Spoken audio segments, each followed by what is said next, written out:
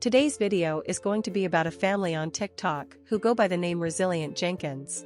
They are a family of 6 and are expecting another child to soon become a family of 7. They recently went viral after they posted their living and sleeping conditions. I will play the video so that you can see it for yourself. As you can read in the caption above, we're a family of 6 going on 7 living in a 1-bedroom apartment. As the kids grow older, that means we constantly have to adapt our environment to give them more means for privacy and extra space. When outside our environment appears cluttered, disorganized, what have you. But quite frankly, after making do for nearly 3 years now, I have nothing but a grateful spirit for the roof over our head. Generally, the instant judgment me and my husband receive, why have so many kids if you don't have enough space for them? See, my perception is judgment comes from a place of not having the experience. When you've experienced enough, you generally don't judge people. I can tell you after everything I've been through in the past 3 years, there's very little I have to judge people on. I would be lying if I said there wasn't a point in my life that I was so naive that I might have judged a poor person based off their appearance. And like I said, I have learned a lot. I generally look like I'm roughing it, but that's because our kids come first. I do everything I can to keep our environment clean and tidy. When it comes down to it, I could shove everything my kids have in 1 bedroom of some of these houses I see, and it would really look like nothing. We try to teach our kids to take care of what they have, be grateful for what we have. We keep praying and pushing for the growth that we want. Appreciate y'all watching. See you in the next video. When people saw the state of the living conditions, a lot of strong emotions came out.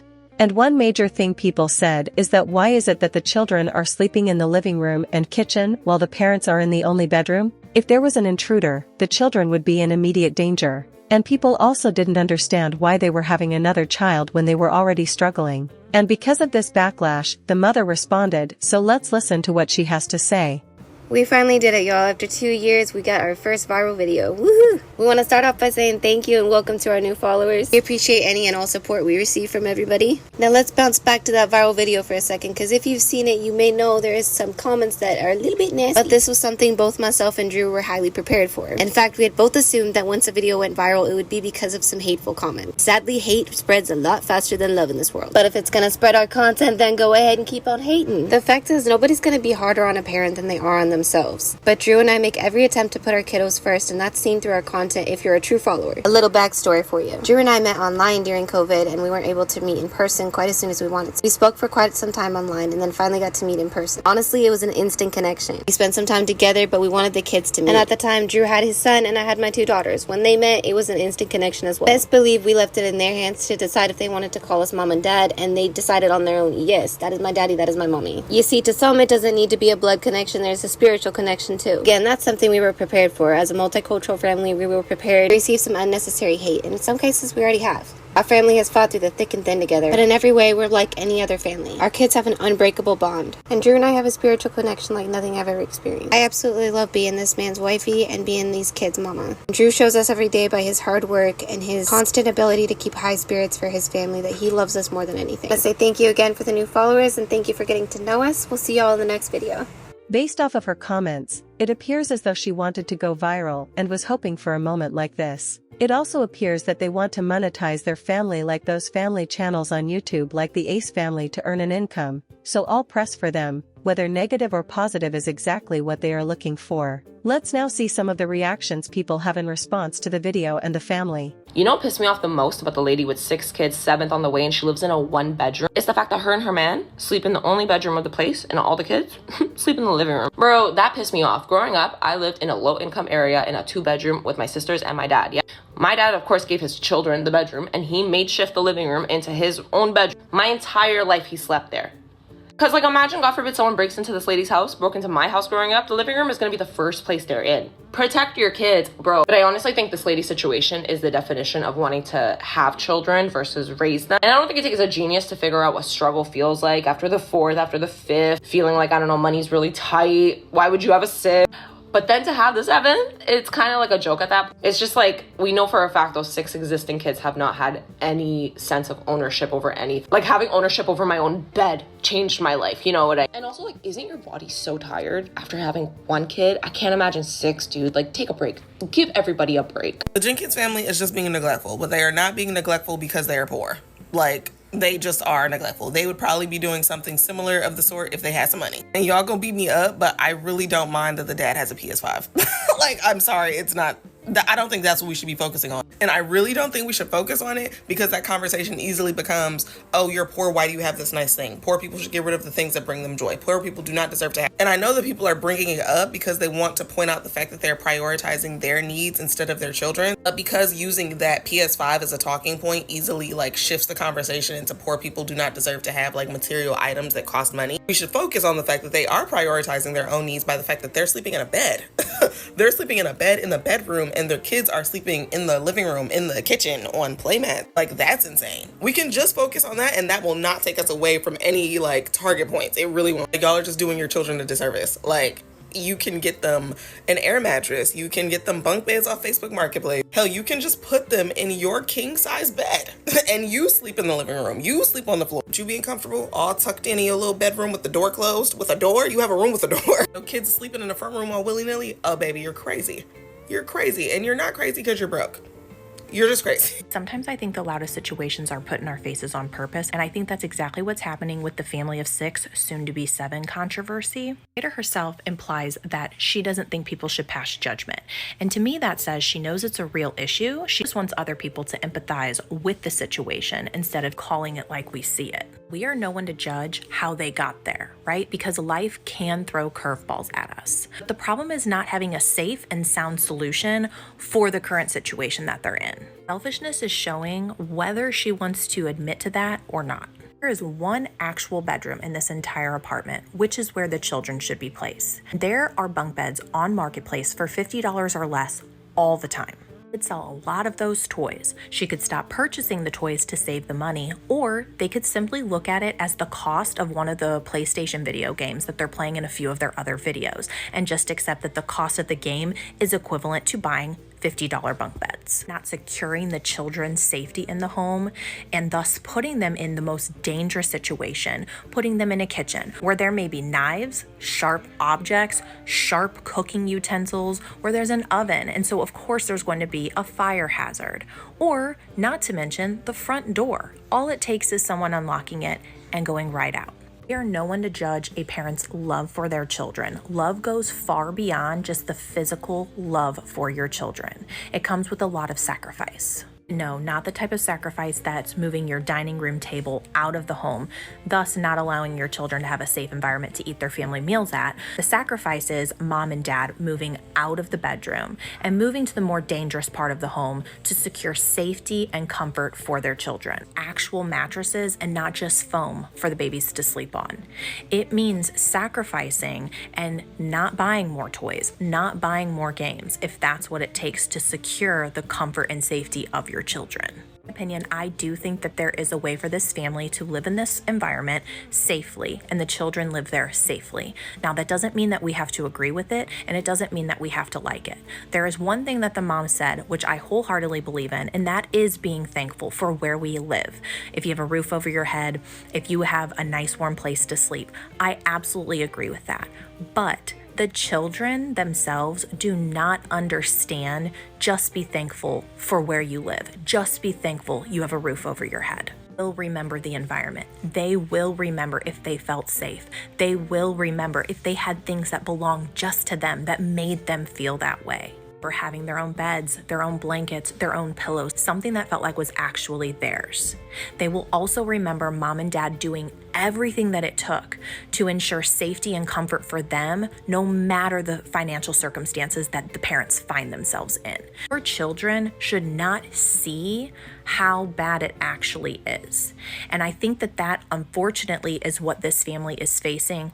Is it doesn't feel like we're finding solid solutions. It seems as though we're filling those voids with a lot of extra toys, which again, the toys are not something the kids are going to care or remember. Stop filling those voids with things, material things, and start filling it with love and comfort for your children to have a safe and healthy environment to live in.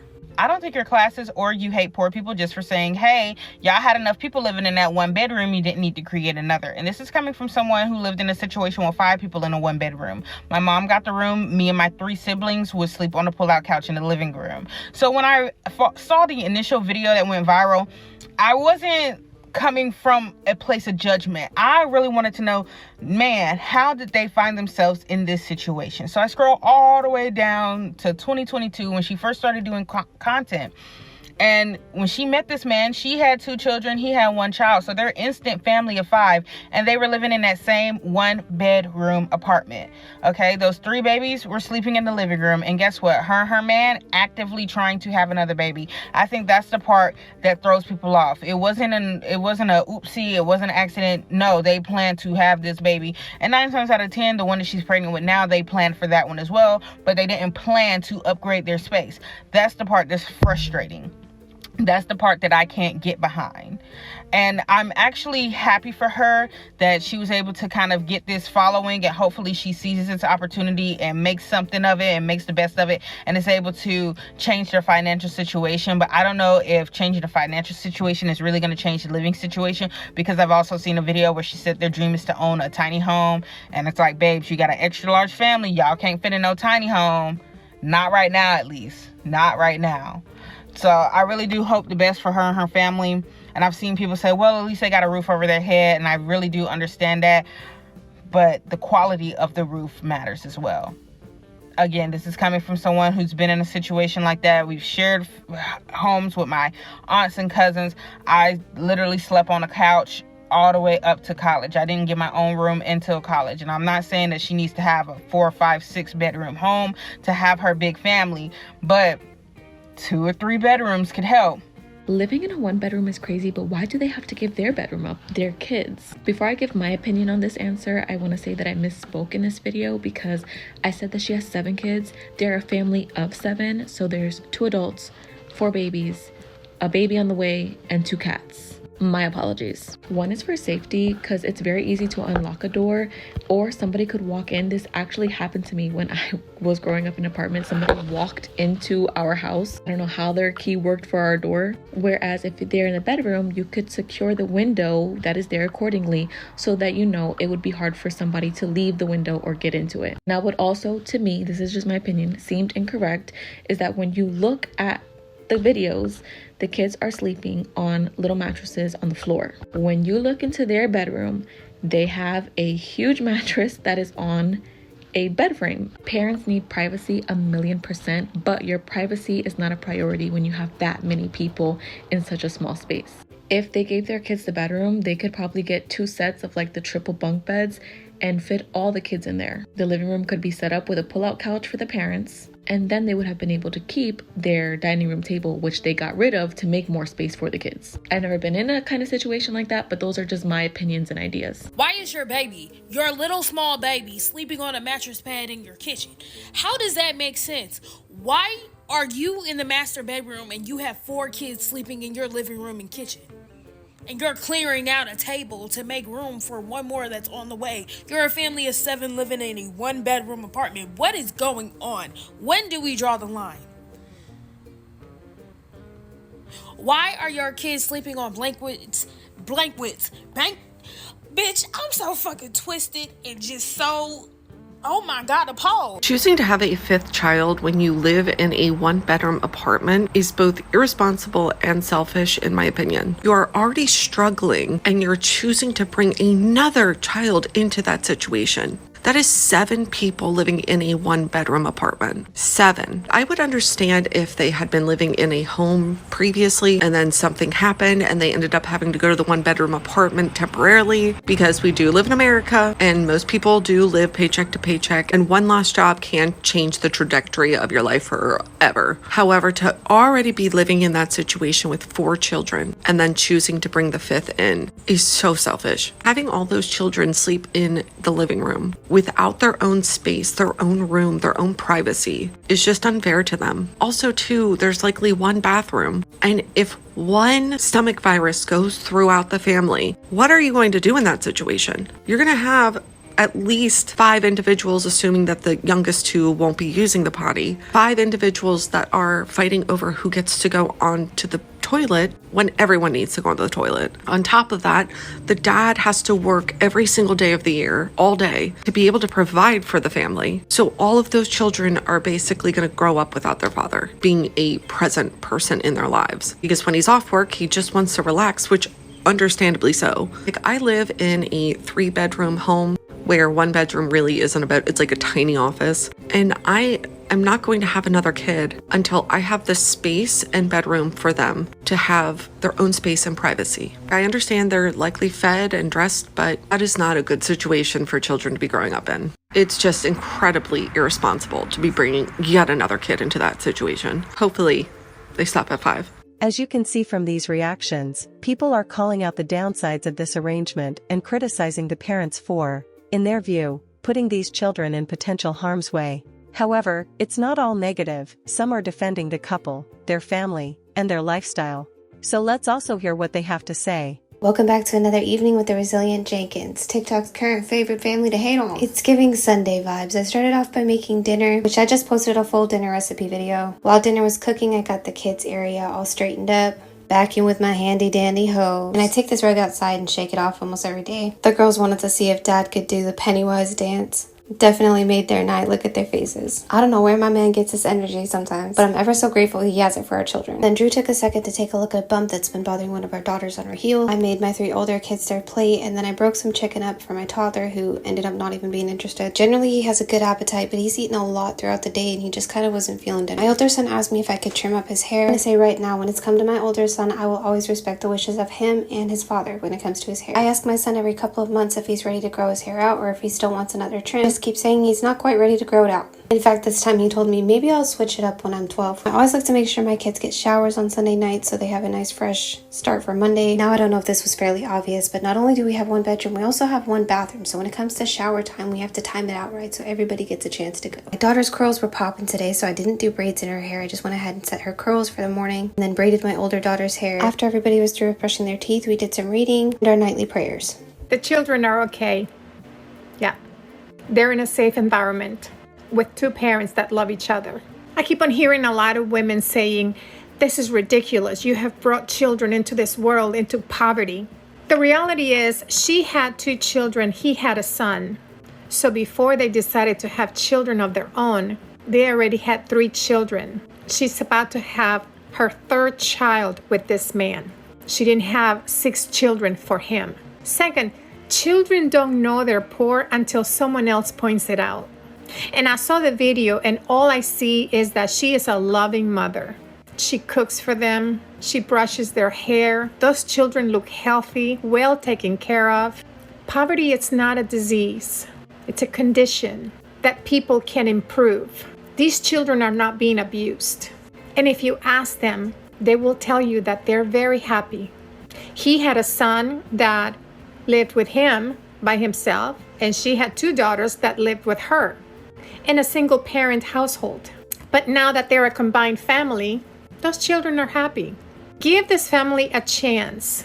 They'll get a bigger place. Don't be quick to judge. Why have so many kids if you don't have enough space for them? See, my perception is judgment comes from a place of not having the experience. When you've experienced enough, you generally don't judge people. I can tell you after everything I've been through in the past 3 years, there's very little I have to judge people on. I have seen a dozen videos attacking this woman, calling her a terrible mother for deigning to have a 6th child while she lives in a 1-bedroom apartment, for procreating whilst poor, I suppose. I looked at her videos, her family's videos, and she seems to acknowledge this is not the ideal situation, but something that they are working towards getting out of. Kids look clean and nourished and cared for. When did it become okay to publicly judge people for being poor? Poor people are allowed to have kids. The woman's already pregnant. The bun is in the oven.